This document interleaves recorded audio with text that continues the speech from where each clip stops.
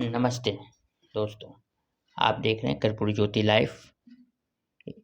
अंतिम में सब्सक्राइब करना ना भूलें। आप जो है कि यूट्यूब, फेसबुक, ट्विटर, इंस्टाग्राम पर फॉलो कर सकते हैं। अंतिम में सब्सक्राइब करना ना भूलें। देखिए, तमिलनाडु एम.के. स्टालिन की बेटे ने जो उदय निधि मारन ने जो बयान दिया है, उसे लोग इतनी गजब तरह के तोड़ मड़ोड़ करके पेश कर दी है। यहाँ के जैसे आरएसएस वाले लोग, बीजेपी वाले लोग। तो मैं तो यही कहना चाहूँगा कि उदय निधि ने जो बयान दिए हैं, ऐसा बात नहीं है कि उन्होंने मंदिर मस्जिद या लोगों सब, उनको तो मैंने देखा कि उनके पिताजी और मम्मी जैसे कौन सी मंदिर है वहाँ जाकर के 14 करोड़ की जैसे कुछ सामान चढ़ावा में चढ़ाएं। और रही सनातन की बात, तो सनातन कहाँ से आए? बहुत सारे लोगों को आज तक सनातन का परिभाषा भी नहीं मालूम है। उन लोग भी अनाप शनाप उल्टा सीधा बयानबाजी कर रहे हैं। और बीजेपी आरएसएस को तो वो तो जैसे मुद्दा ही खोजे हुए चलता है कि भाई कौन सा ऐसा उसको तूल कैसे दिया जाए। और हमारे यहाँ के जो गोदी मीडिया हैं, वो दिन रात टीवी, अखबार यही करने में व्यस्त हैं। आज देश की दशा और दिशा पर अगर एक बार गहराई से अगर आप सोच लेंगे तो आपकी रूह कांप जाएगी। हम एक बात आपसे पूछना चाहते हैं कि आज जो कुछ लोग हैं जो गुटबाजी करके खाली मतलब वहाँ धारणा, वहाँ प्रदर्शन, वहाँ थी तो कर तो रहे हैं। मैसेज तो अच्छी जा रही है, लेकिन मेन जो जड़ है वो मोदी जी जैसे ठीक गोल वर्कर की नीति अपना करके, जैसे एक बैंक को खोलते हुए कड़ाह में अगर आप डाल देंगे तो तुरंत छलांग लगा करके बाहर हो जाएगी। मोदी जी वैसा नहीं किए हैं। मोदी जी जैसे एक मतलब कि ऐसी चाल चले हैं कि पानी नॉर्मल में बैंक को उसमें रख दिया जाए और धीरे धीरे उसका फ्लेम को बढ़ाया जाए तो क्या होगा कि उसको आराम मिलने लगेगा बॉडी में। जब बॉडी में आराम मिलना शुरू हो जाएगा, सहन शक्ति जब उसकी मतलब बढ़ते जाएगी, और जब एक बार जैसे फ्लेम को हाई लाइट वोल्टेज पर जैसे ला करके खड़ा कर देगा तो उसकी ना तो हाथों में ताकत रही ना पैरों में, वो छलांग लगा ही नहीं पड़ सकता है। वही हालात मोदी जी पैदा किए हैं। और मोदी जी क्या करेंगे? मोदी जी की बस की बात नहीं है। मोदी जी की ये देश की बागडोर किसी और के पास में है।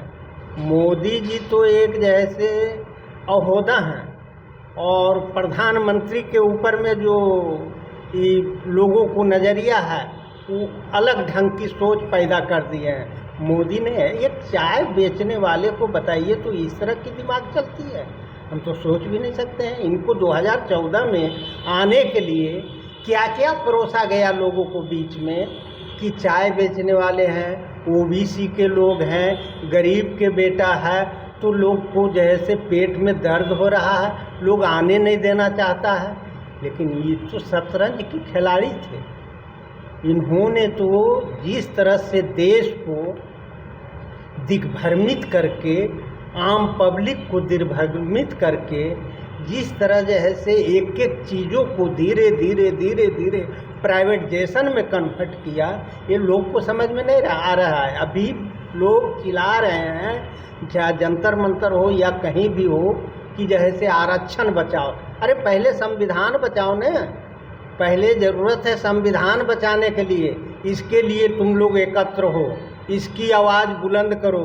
जो भीमराव अंबेडकर का दिया हुआ संविधान है उसे जैसे बचाने की कोशिश करो।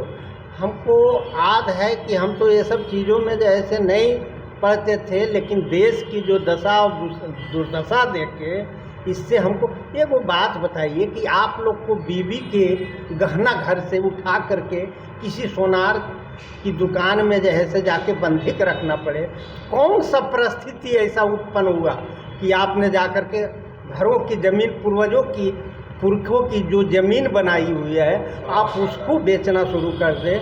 तो ऐसे ही कौन सी मुसीबत आ पड़ी, इस चीज़ को समझें। और मैं OBC, SC, ST, depress class, touchable, untouchable सारे लोगों से कहना चाहेंगे कि भाई तुम लोग जितने भी संख्या में जहाँ तहाँ उछल कूद कर रहे हो सब सही है, लेकिन ऐन वक्त पर अपनी वोटों को कीमत को समझो और उस वोट के वोट की जो प्रक्रिया है उसके जरिए बीजेपी को, आरएसएस को उखाड़ दो। और नहीं तो ये देश बचने वाली नहीं है। वही बेंग वाली हालत तुम लोग में पैदा किया जा रहा है, जो तुम्हारे समझ की बाहर की बात है।